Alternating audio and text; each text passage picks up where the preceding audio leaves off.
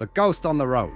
Long ago, in a small town on the outskirts, there was an old abandoned road that the locals preferred not to talk about.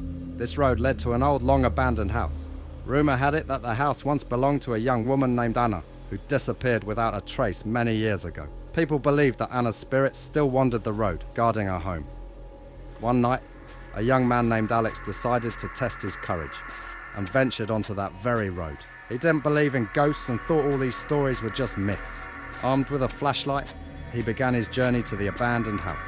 The night was dark, and the forest surrounding the road seemed ominous and foreboding.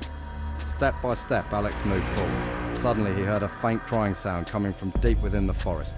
At first, he thought it was just his imagination, but the crying grew louder and closer. Alex's heart started to race, but he kept walking.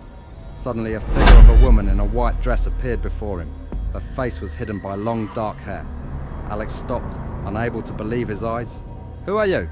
he asked, trying to mask his fear. The woman raised her head and Alex saw her empty, lifeless eyes. He tried to run, but his legs felt like they were glued to the ground. The woman moved closer and Alex felt an icy chill seeping into his bones. "Help me," she whispered, her voice echoing through the forest.